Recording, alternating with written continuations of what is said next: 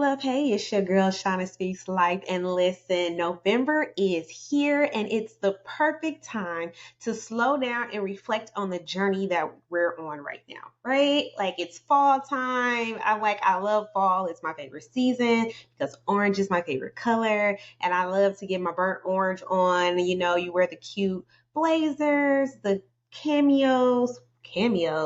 Y'all, I don't even know what I'm talking about. When you wear the thick sweaters, what are they called? Like the nice thick ones, but they're like not clothes. Like you put it on like a jacket. Yeah, whatever that's called. I don't remember, but it's definitely not what I just said. Anyway, in today's episode, let's dive into the beauty of being thankful for each stage in our lives. Listen, even the ones that felt hard or super uncomfortable. Yes, I'm talking about those seasons especially, right? But every season, and I do mean every season we go through has its purpose. And every challenge we face helps us grow into the woman we're becoming. Listen, this year has been hard. I don't know if it's been hard for you, but it's been hard for me. Listen, my patience has been tested. My coins has been tested. Everything that could be tested has been tested this year, okay? And yet and still, I learned lessons in each and every one of those situations, okay?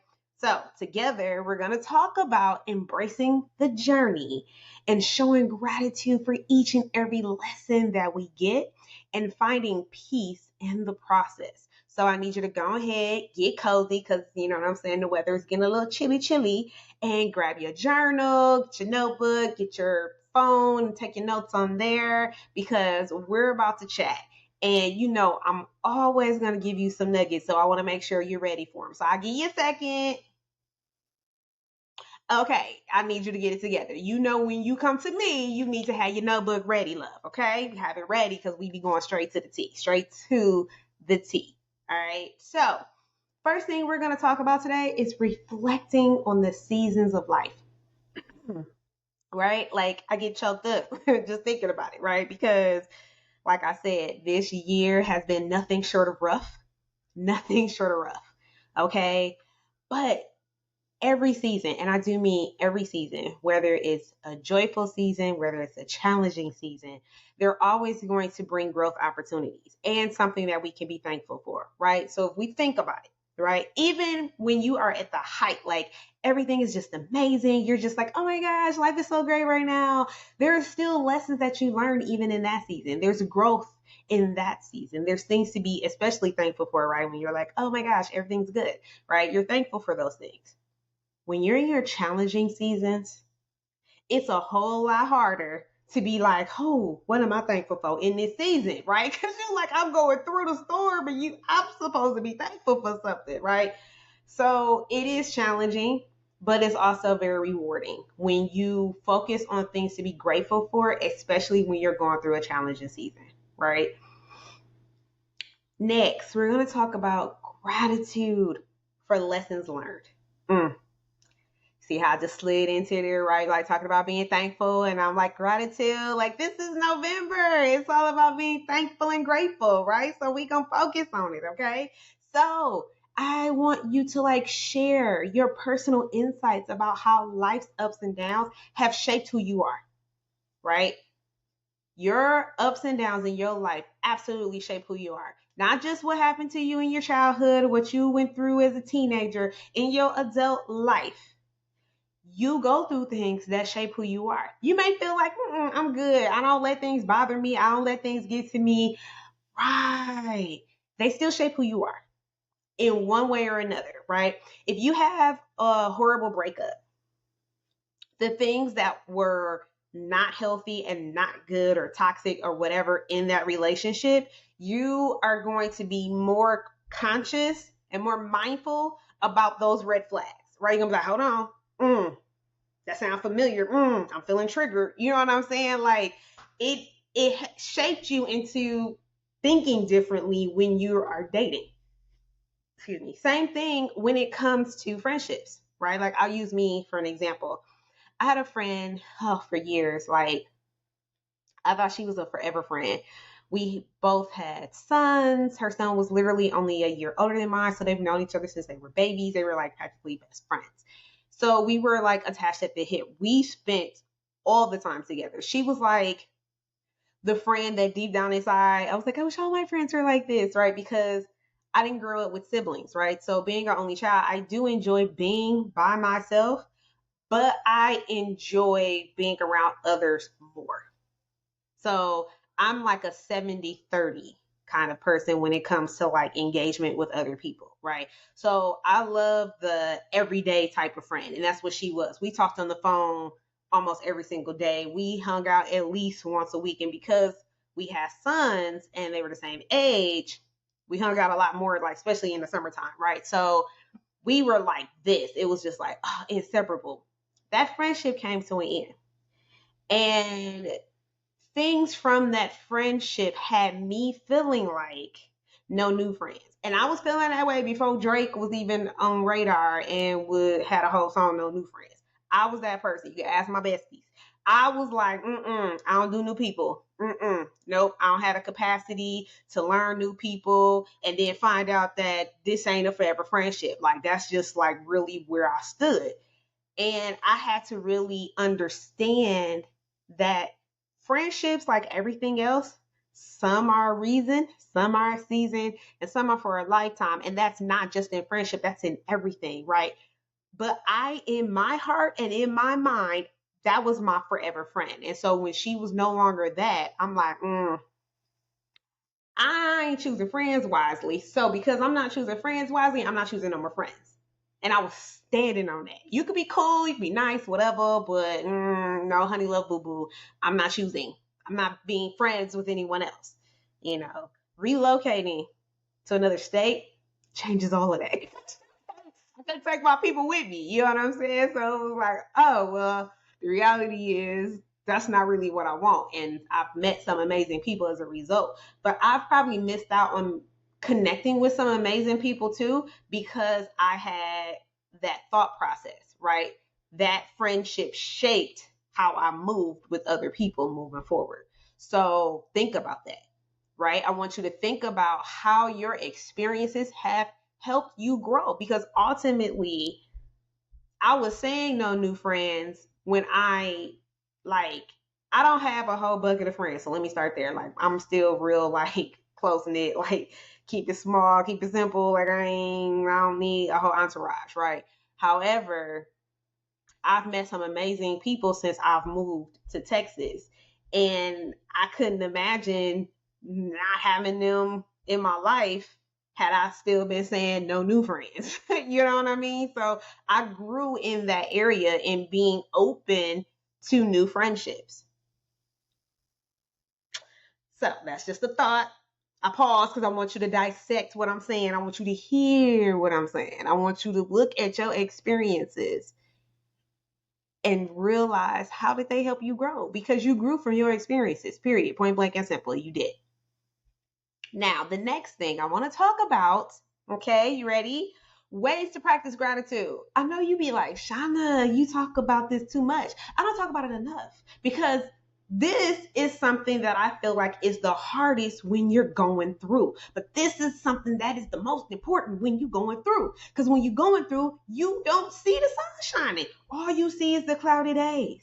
And I know cloudy days suck because when it's cloudy outside, my whole mood be like, I don't want no parts of this day because it just be like my whole mood be like, no, ma'am, no, sir, right? But when you take the time out, be like, you know what? Let me really think about, focus on some things to be grateful for, even on this cloudy day or during this dark season, right? Period. I'm gonna tell you, and I said it before, and I'm gonna say it every single time. Journal, journal, journal, journal, journal. And if you're not a person who likes to write, voice memo, right? I know the iPhones have like a journaling app. It has a cute little butterfly. I love it. It's like pink and purple. It's so cute.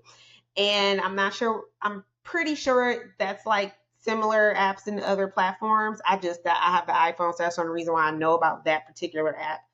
Um, you can do video journaling. You can do voice to text journaling, or you can just type it up yourself, or old school, you can write it. I do a combination of both. I do journal, but sometimes I don't feel like it. Sometimes because I do love to talk and I'm long winded, y'all, I just be like record right in the app and it say my whole piece. And then I'm done. And then it dates it for you and everything. So you don't have to always pick up a notebook. I do prefer a notebook, but again, sometimes I'm just like, I can't write my thoughts. I just need to get it off my chest. I need to say what I need to say, right? We can do the same thing for practicing acknowledging the things that we are grateful for. Okay. You can have your mindful moments during work, especially during work, because if you're like me, no, I'm just kidding. I love what I do. I love my people. I love what I do. But even loving what you do, you might have a day or two where you're just like, oh my gosh, I can't take it today. It's just a lot going on today. Woosah, right? You take your deep breaths in, you take your deep breaths out, and think of something that you're grateful for. It helps. It helps. I'm just saying it helps. It helps, right? Because you're thinking, you're changing your thought process. You're like, okay, yes, this is irritating, this is pissing me off. However, man, I really am thankful for the work that I do. I am thankful and honored every single time I get to work with someone, right? And so you kind of switch it.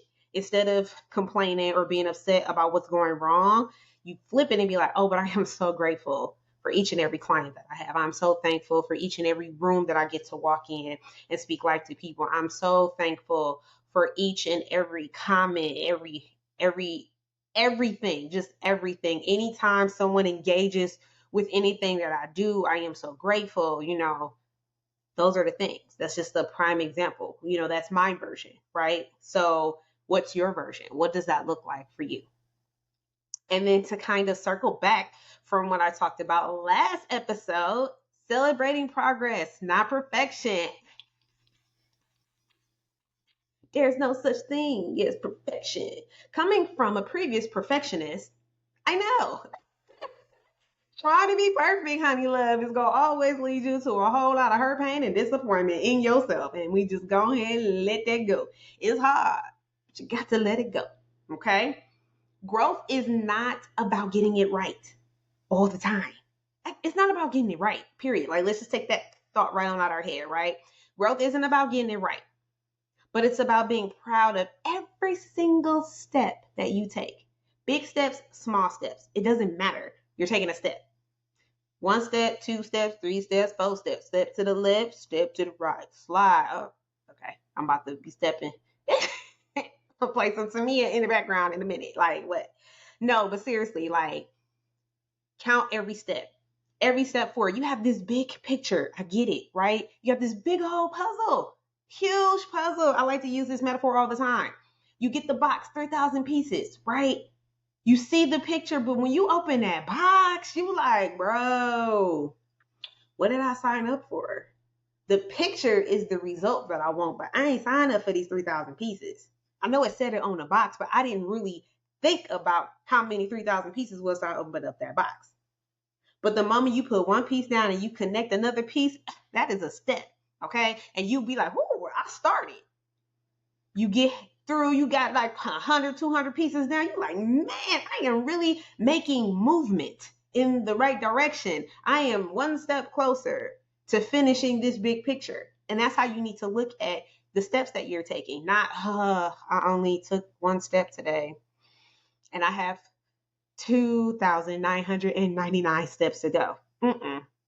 That is so discouraging. It's not even funny. That is such a negative mindset to have on your vision, your dreams, and your goals. We're not doing that. We're not doing that. Okay. So we got to flip it up, reverse it. Okay. Like Missy said, you got to reverse it. All right. I ain't going to say what she said because, we know what that was. But flipping and reverse it, though, that part is real. That part is real. You have to really take the time and look at the big picture. Yes. But what steps have you taken towards meeting that big goal? It could be meeting a little goal. You got a goal to enroll in school and you've been procrastinating about it. You like, I don't know, this or that. And then next thing you know, you done started looking at colleges that have the major that you want. That's a step. No, you didn't apply yet, but you're taking the steps because now you're at least doing the research so you know what schools to apply to. Right? It's the steps. You got to acknowledge the steps. You don't stay stagnant in those steps, but you absolutely acknowledge them. All right. Cool. You cool? Because I'm cool. We cool? All right. Cucumber cool here. Okay. Okay. Now, listen. As I roll this on out, as I get ready to shut this on down, I need you to reflect, right? Because y'all know I'm good at giving homework. I'm gonna give you this homework. And I want you to do it. I'm holding you accountable. I want you to do this homework. Okay? I want you to reflect on one area of your life that you're thankful for this year. Even if it was tough. Honestly, especially if it was tough. Reflect on that area, whether it was your finances, whether it was your relationships, your social life, whether it was your career, your personal development, one area, right? And what are you thankful for in that area? What are you thankful for, regardless of how tough it may have been? What is one thing in that area that you're thankful for? And if you bold and you feel like doing extra homework, then do it for every area. But I am asking you to pick at least one area of your life this year that you are thankful for. What are you thankful for in one of those areas in your life? And like I said, for extra credit, go ahead and do all of them after you do that first one. You might be encouraged. Like, you know what? Let me go ahead and hit this next section. Write it down. Note it out. Voice memo it. Whatever that is for you. Do that. I challenge you to really reflect on that, because we don't reflect enough, I think. We get stuck in a rut, or sometimes things are just too good to be true that we can't appreciate it. So I need you to reflect on at least that one. Do it not for me, do it for you. You deserve to be thankful for every day and everything that's going on in your life, no matter how ugly it is or how amazing it is, right? Be thankful for your life, because everybody don't wake up on this side of the sun. All right? Until next time, y'all. Peace.